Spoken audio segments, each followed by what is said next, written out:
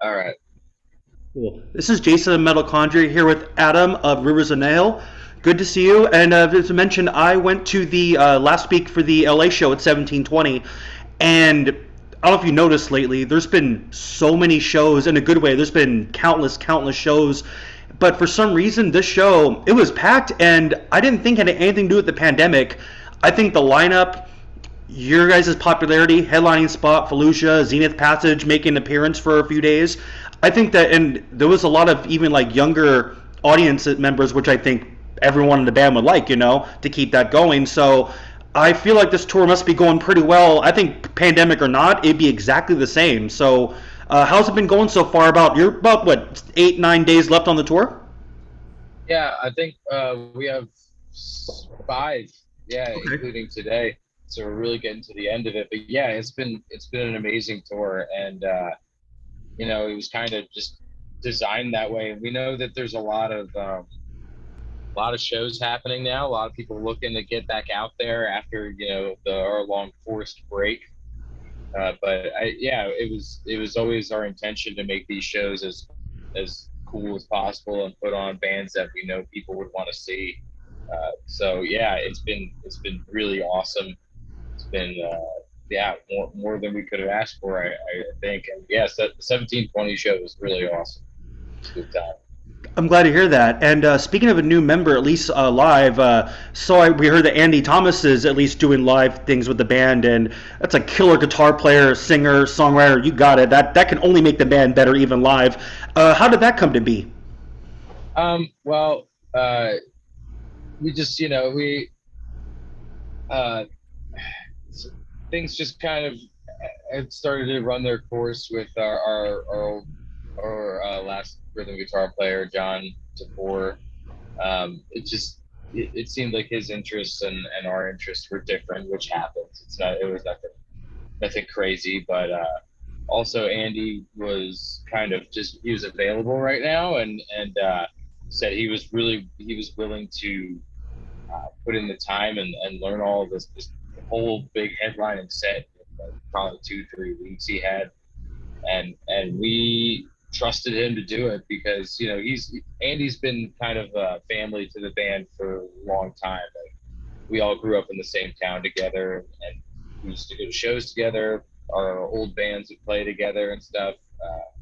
We've been good friends for many years. So and we've always been aware of his talent. So we figured we could trust him with this.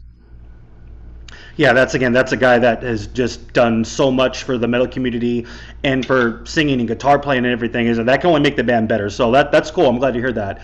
So let me ask, the band is formed around 2009 or so. That's not that long when you consider how many bands have started for years and years upon that with you, Brody, and Jake. So tell me, for the newer fans out there and for people trying to get into Rivers and Nihil and just learn about the band's history, give me a brief summary of how you three started the band.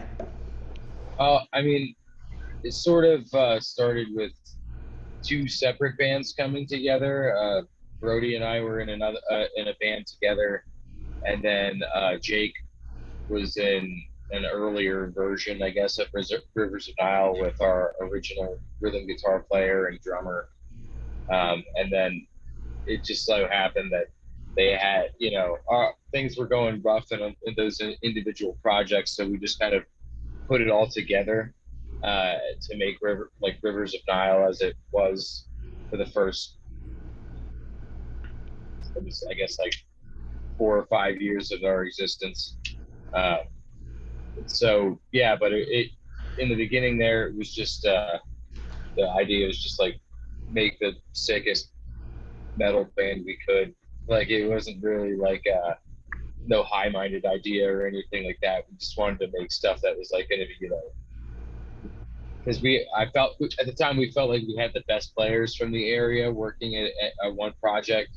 So we're like, let's just go do the best thing that nobody in our area at least could like even touch, and that's kind of was the impetus from the beginning of the band. And as things go, it just changes and evolves and grows so much over time, and then you get bigger companies involved, etc. Metal Blade and management companies and things like that. That's less interesting. In the beginning, it was just a bunch of kids in a basement playing blast beats as fast as we could. You know? And it took. I saw that it took about like 3 or 4 years or so before the first album came out. It was a few EPs. Was that kind of where you're talking about just kind of get everything together, making sure everything was at the right place, getting the amount of music to the amount of songs and the songwriting confirmed for the first record? Is that why it took a few years for the first album to be released? I mean, it wasn't really like at first. It's like when you're a small time independent band like we were, like it was just like we we were scraping money out of our pockets to make these EPs. Like we couldn't afford to make a full length record at any one given time. So we made the first EP, and then that kind of took off on MySpace for a little while, which was cool. And then we scraped some more money together a year later to make the second EP, and that was like I think that was a little more experimental in comparison. But then yeah, it was like then it took a little while till after that, and like we still wouldn't have been able to fund a full length record, but we started writing for one anyway, and we were just kind of shopping around to record labels and such. And but Metal Blade eventually showed interest, and they picked it up. So we scrambled and I got our stuff together to make the first full length record. Once that was done. And one thing I like really that is fascinating me about the band is the progressive like nature and elements that go further along and added, especially in your new album, The Work.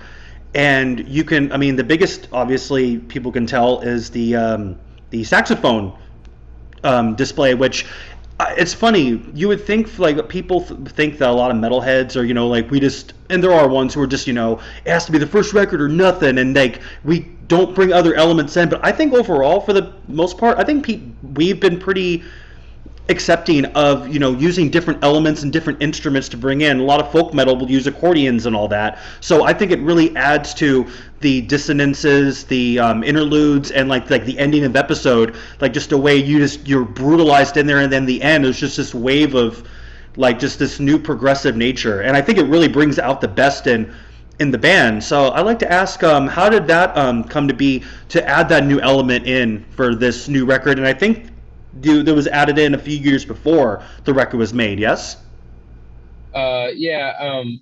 So we started using some saxophone and things of that nature on Where Owls Know My Name, because everything up to that point was like the EPs and the first two full length records were it's all drums and guitars and growled vocals, and it's like we were death metal kids and we love that stuff, but it's something at that point kind of switched, and we felt like we needed more colors to paint with, to make the music more expressive and colorful, uh, which was I get it for as much as we love death metal, it's like those are things like the expression is often kind of muddy, and there's just it seems like the tools in the toolbox are pretty limited.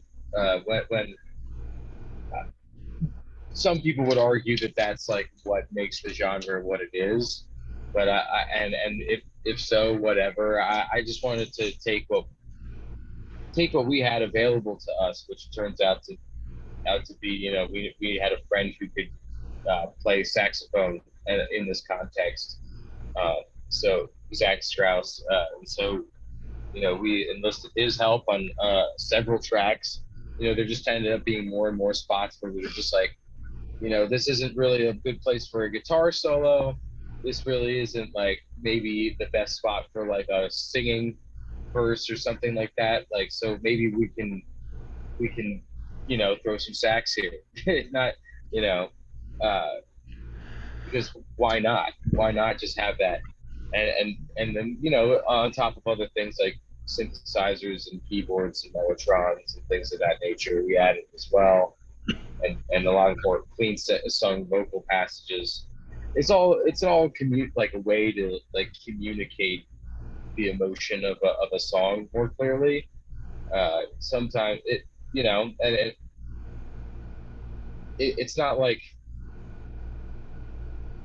yeah, it's just supposed to be more colors to the orchestration, more musical approach, I guess. Like more of a, I don't know. I remember like Michael Jackson records, for example. You listen to anything like that, and it's like that's got instrumentation that's just crazy, song to song. You're hearing all sorts of different stuff, and like I think that kind of quality in an artist is really interesting, and fun, and especially if somebody like that popular at the time could do something that outlandish, like what's to stop us from doing something similar or something at least in the same part. Same with like Prince too. Prince would do a lot Yeah, of those kind of like extravagant, either vocals or using different elements and instruments, and especially the '80s Michael Jackson, especially like that's it's just bombastic. It has that like early, like that big band kind of feel, which I think a lot of bands like in general like, and fans too, just how like big it is, not just the sound but the amount of people. It's like a separate orchestra kind of a thing. It's a different type of orchestra. right. Yeah, I've always kind of admired that, um, like that, like you're seeing a lot of people make music on stage, kind of vibe, and we've only been able to reach that idea, but so much because it's extremely cost prohibitive. But Yeah. the like I don't know, watching Talking Heads Stop Making Sense video from the 80s, and it's just like there's like 15 people on stage just playing along and it's like really awesome to see that level of production. Or like The Wall when Floyd would do, or to this day like Roger Waters just plays it himself, but there's like 20 people playing it.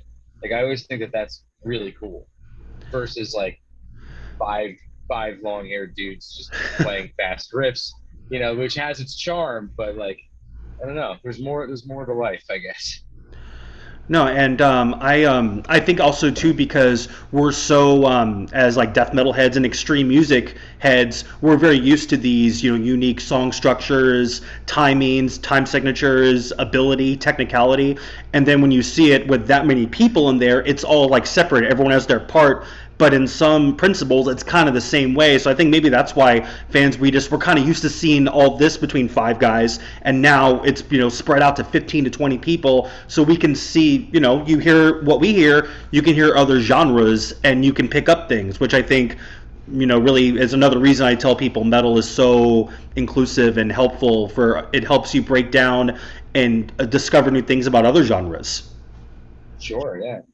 And speaking of, you said Roger Waters, I think one of the more fascinating tracks, the one after episode, maybe one day, it has such a like a gleaming vocal presence, and like the chords just they kind of just they're light, but they just, I don't know, they have this powerful extension, and I feel that kind of same wavelength of those Pink Floyd longer interludes. Who is in charge, or not in charge, but so Brody does most of the like electronics and the guitars and the keyboard parts and everything, right? Does that side of the band, that from the new album, is that more from his vision, or is that more of a context between everybody? Well, I mean, he a lot of the instrumentation on the record is just Brody just putting these lavish kind of orchestrations together just on his own time. Everything but vocal stuff. Because that I so basically what he'll just spend all the time in the world in his home studio just putting these things together, and then like we'll pass notes back and forth about what the way a strong song needs to move or something needs to change, or you know whatever. But on this new record, it was kind of less that way. Like Brody just sort of like he just made these big pieces which turned out to be the songs on the record, and like I heard them and I thought these are really obtuse and like maybe difficult to turn into digestible songs.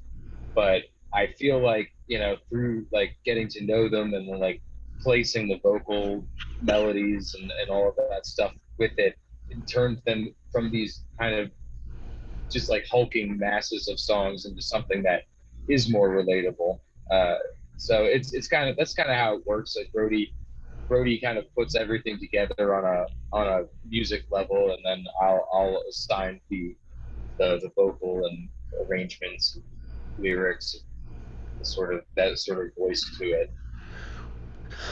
Excuse me, as the bass player and being in the band for as long as you have, what are your writing contributions? Is it just the bass parts, or do you have a affliction in this part of the song, changing, like manipulating tempo, maybe not changing riffs, but like cutting this down in time or anything? What are your musical writing contributions in the band, It, generally? it depends from song to song, but because usually, like I said, Brody has like his like the musical side of everything usually pretty figured out. Um, depends. Sometimes I'll manipulate the bass parts themselves. On this one, he got really into writing the bass parts to a degree. So like I had a map to follow there, which was which was interesting to get that kind of an input, which I didn't mind. I felt like it was like a different feel than I would have gone for, but I was up to honing in that challenge. But especially because more so on this record, my writing contribution was wholly in the lyric and vocal arrangement department. I sang way more on this record than I've ever done before. So like most of the clean vocals you hear are either me or drummer Jared, and just I think, yeah, 100% of the lyrics I wrote myself, and also all the vocals were Interesting. arranged by me. Uh, but yeah, but other than that, like I guess the track two, Dreaming Black Clockwork, is that's written out of riffs that I dreamed up myself, and like Brody and I just kind of sat there and like molded it into a song. So yeah, it depends. Um, it depends on the song, and sometimes it's like, there's like moments in songs where like I remember when we wrote The Silent Life, like that was like 9 minutes long, and then like I just kind of went in there and I was like, this has to go, this has to go, this has to go, and we got it down to like 6.5 minutes or something like that. So like that's usually my contribution. Sometimes Brody will hand in a song that's like nailed it, like you get like there's no improving upon it, but it's usually early in the process is when he's writing things that are way more obtuse and they need a little more direction. And sometimes, like, I can say to him, like, hey, we need to maybe rearrange this song. I remember, like, Clean on the new record, for example, was one that, like, when I heard the instrumental version, I was like, this is structured so strangely, and like, I feel like we can streamline it a bit. And Brody was just like, no, I don't really think so. I was like, okay. And then, so I had to, kind of figure out how to pace the vocals in a way that's catchy and made sense, but also told a story. So, and I think it turned out to be one of the better songs on the record. So, it all works out. I think it's interesting too that like when we hear the final product, we don't really we'll hear some demos sometimes, and sometimes it's either just less quality, a 4 track, or the vocals are different. But you don't really hear about that's for a 9 minute song to be cut down at 6.5. That's a good amount of time. What just kind of speaking like abstractly, what are those parts, or like what have I guess the band has figured out that maybe that doesn't work best? What do those parts sound like? Like it's more so like a lot of times it can be different things. It can be like sometimes you have a little too much riff salad happening where it's just like you don't need an intro verse to happen to the like an intro riff portion to happen before the first verse or whatever. Like you can simplify that, or you can like if you're gonna have a song with three choruses in it, maybe you shouldn't also have three verses. Maybe you shouldn't have a 5 minute like guitar solo section. Like like maybe like it's always just little bits you can chisel off. It's never like stuff like, oh, this is just total crap, get rid of it. Right. It's more like, what's what's the economic version of this? Like, what tells the story of the song in the most succinct way? Because that's usually better. Like, which is strange to hear from a band that releases like 11-minute songs occasionally and things like that.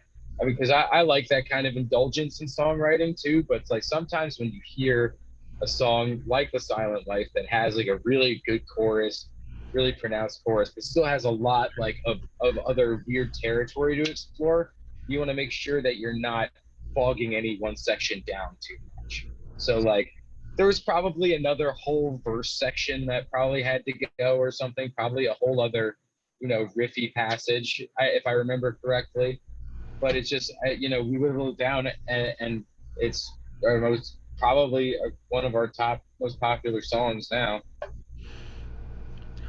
And something too that like I don't know what something happened over the years. Maybe because I'm really big these days on bands either like playing their new stuff, especially if it's good, and usually it generally is, despite the old hardcore people will say, the first album's always better, new stuff, like I don't agree with that. Like I like that Cattle, for example, is playing like nearly all of their new record, Death Atlas.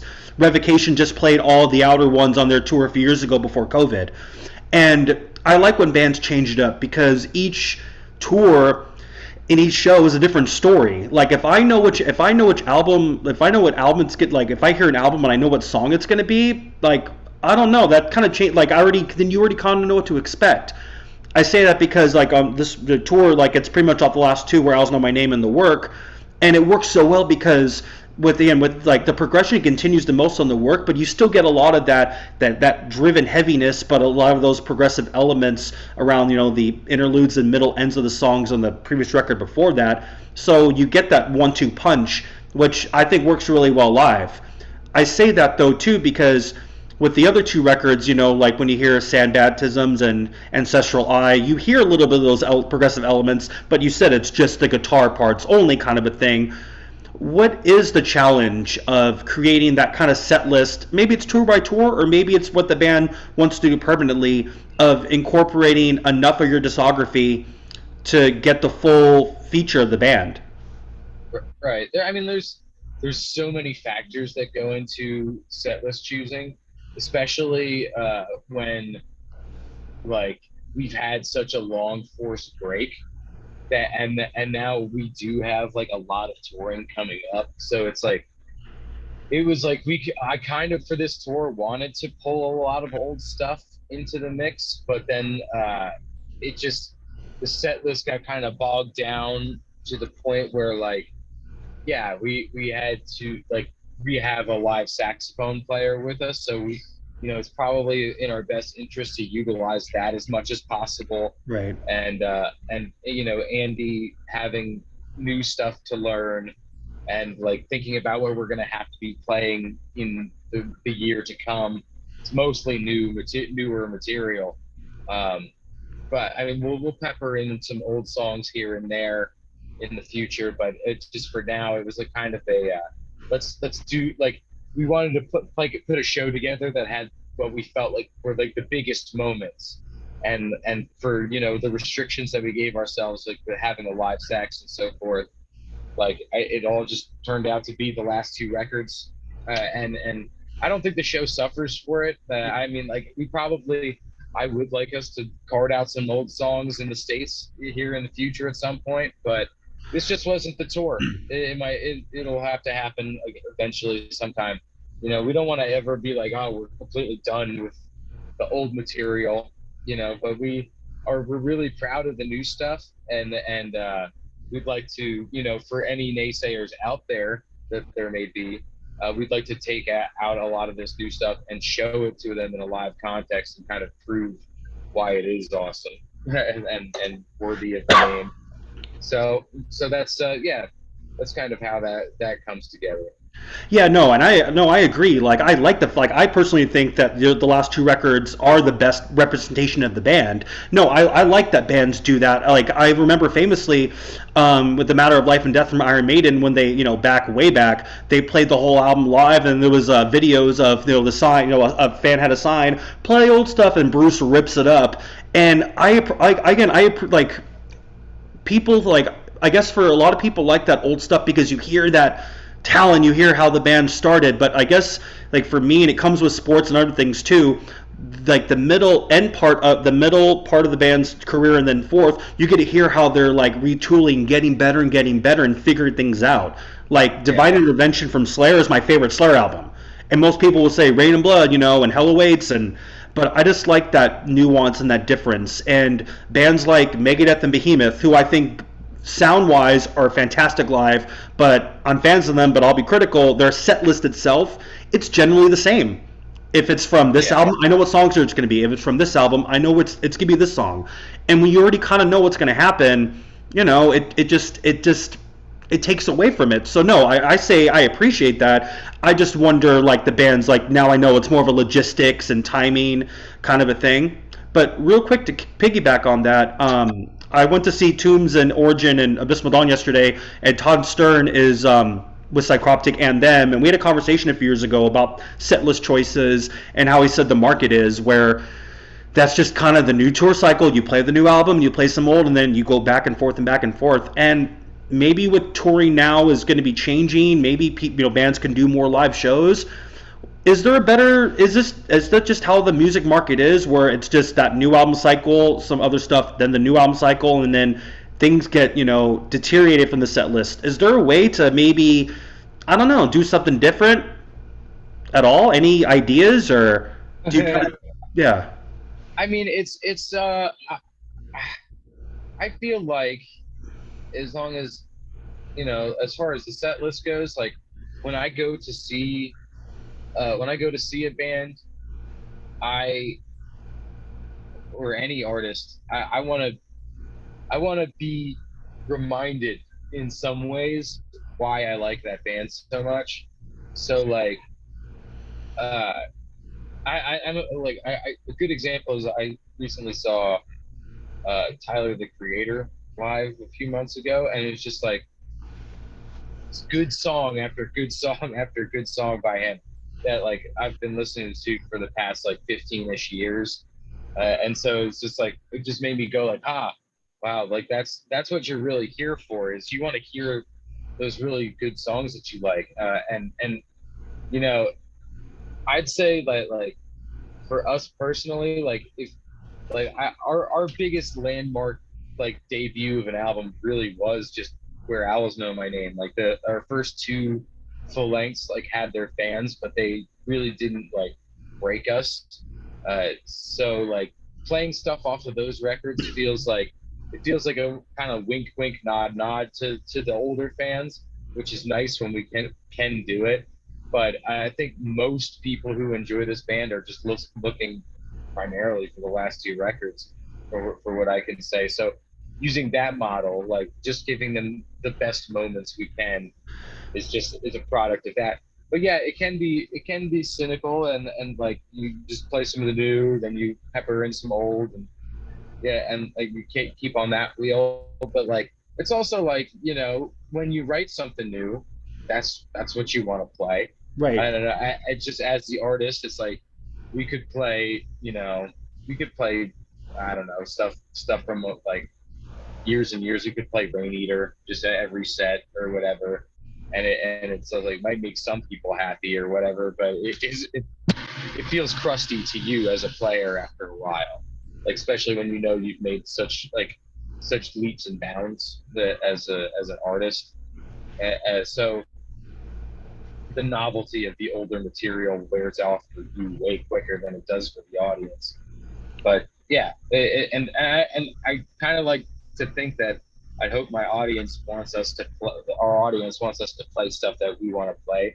That's right kind of the impetus behind Rivers in and of itself, is that like you're kind of just like, if you're a fan, you're on the journey with us. It feels like, and that's the kind of vibe we want to go with. So if you're gonna come see us, you're gonna see a set list that we've curated for a particular reason, and we're gonna play stuff that we believe in playing at the time.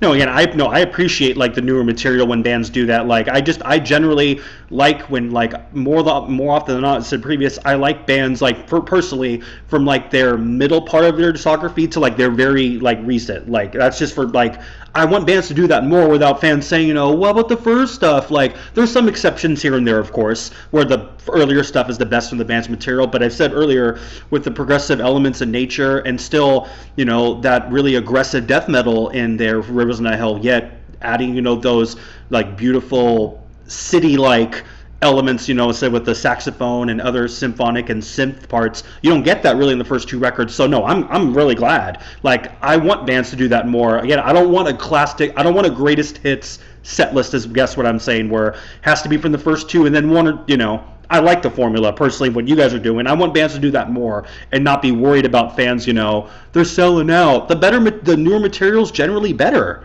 Yeah, Generally, I mean, yeah, generally it's not always the right, case. I mean, I like, yeah, you get a couple. Yeah, you definitely have some legacy acts out there who are going to lean on their first couple records forever, and like if you can make a career out of doing that, great. right.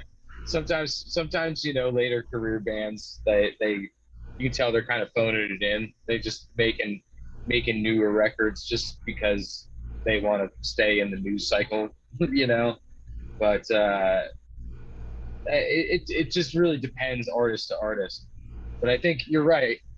If you're gonna go see a band or an artist that you really like and like believe in, you're gonna want to see them play the newest stuff because that's the stuff that puts the most heart into it. But Yeah. if it's if it's a legacy band kind of cynical cash grab thing where it's just like everybody's just kind of doing a job, maybe they'll play mostly the first two records and everybody will be like, yeah, hell yeah, Yeah. and then they'll collect a big paycheck and whatever, Yeah, that's good for them. whenever That's with the just new stuff. that's just not for me personally. Again, yeah, I like, and usually again with our genre and everything, especially the past several years, the newer stuff in the band is generally as good, if not better, overall. But it's that we're very nostalgic, Metalheads are very nostalgic, It's true. And just a few more questions again. Thank you again for your time. For the four albums the band's released, I'd say when the first album was released, in terms of like time between each record, it's not too much. Some bands, it's like 4 or 5 years between each record. Doesn't seem to be that way with the band. Is there already new material being made for maybe an EP, or like is it just full touring mode with everything after the pandemic and we're still dealing with? Is it just a tour, and then once that real cycle is officially over, then to start writing, or do you guys already have material ready? I Far be it for me to say that we have anything ready, because it's definitely way too early in that regard. But we're talking about what we want to do next and how we're going to approach it. It's still very much in the planning stages. But usually, once we do enough of that discussion kind of thing where it's like, this is how we want to approach the production, this is the kind of vibe we want, this is the goal, then usually the writing process and the riffs and all of that stuff kind of starts to come a little clearer, and it doesn't follow very long after. But yeah, we're still kind of planning and we're still kind of getting back on the touring horse for now. And like I said, we have a lot coming up for the rest of this year and into next year. So, and yeah, I mean, generally not a lot of writing gets done when we're out on the road. That's, home time stuff. But I can't see us if it were up to me, I'd like people to have new music from us by within a 2 year time frame. But we'll see what happens. It's just depends on how often, if all the sickest touring opportunities keep coming up, then we'll probably do a little bit of that since we lost some time over the pandemic. But there's definitely plans for music of some form or another in the near future. And my last question for you too is that, as mentioned with the tour I saw last week, that I think COVID or not, that's how the show would have been, and more the bands are there's so many. Again, a few weeks ago, I went to 4 shows in a row: Dying Fetus, Hypocrisy, Immolation Carcass, and like Malevolent Creation, Narcotic Wasteland, like in a row, and all the shows did pretty well and everything. I guess my quick question is, I hope that like these bands are getting this, coming back, and all these fans are missing shows, and I hope you guys get every single penny 1,000 times more. And plus, is there a way to make sure that this doesn't stay like a trend that oh, everything kind of goes back to normal? I might go, we may not go to the show. Like, is it maybe? Do we think that the global pandemic was enough to realize that taking these like the shows were taken, for everything? Do you think that that'll be enough for people to understand to make an effort to go more? And just with your experience, what do you think about like that, and any ideas from what you've seen either with your traffic now and other bands to make sure we can continue this? Because I haven't seen shows like this in a long time. Yeah, it's it's definitely interesting how populated all this stuff is. Like people obviously were yearning for some live music, uh, uh, which is awesome. But I it's hard to say what the future holds and what will keep people coming out to the shows. Uh, I'm worried that as time goes on, we're gonna be getting more and more alternative, like electronic alternatives to concerts that are going to come into Providence, like uh, like these kind of over the pandemic where there was like these kind of digital streaming events and stuff like that that kind of took a, that kind of flew into the stratosphere, and like people could just hang out at home and watch a streaming event, or like even like it's gonna sound strange, but like there's people doing concerts in Fortnite right now. Like There they it's are. yeah, yeah, Wow. like Ariana Grande and stuff, like some big names just doing big concerts in Fortnite, and like with like the advent of VR stuff and all of this meta, and the continuing insistence that pandemics are not going anywhere. It feels a little strange. Like we may fight sort of old man against time battle, as far as like putting a bunch of people in a room together to listen to a real band play.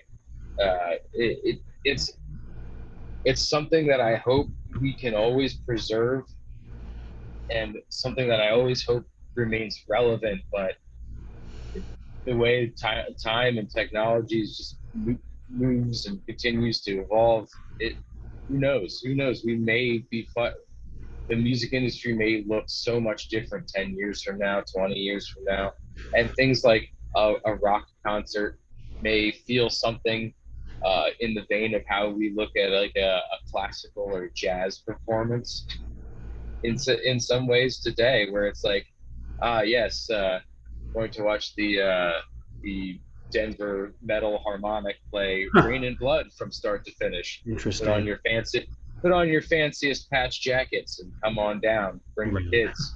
Yeah, yeah. So we'll see. I don't know. I don't have all the answers to that. I'm just gonna keep showing up to these things and hope that other people show up to watch us do them, and you know, hopefully hopefully it never goes out of style. But we'll see. I don't think it'll translate to like where we are wise, but like I think that that's a pretty I that's a weird future. So we'll hopefully it doesn't get to that. But seriously, Adam, thank you very much for your time, and it was great to see the progressive elements and just the new nature of the band live with a saxophone player and then Annie playing. It was a really great performance, and I hope that you guys come back to the U.S. sooner than later. And be safe. And I think you're in Denver today, right? Yes, sir. Yeah, so again, you guys be safe. Take care. Thank you for your time, and we hope to hear from tour wise and music in the near future from the band soon. All right. Thank you very much, man. Appreciate it. Of course, take care. Take care.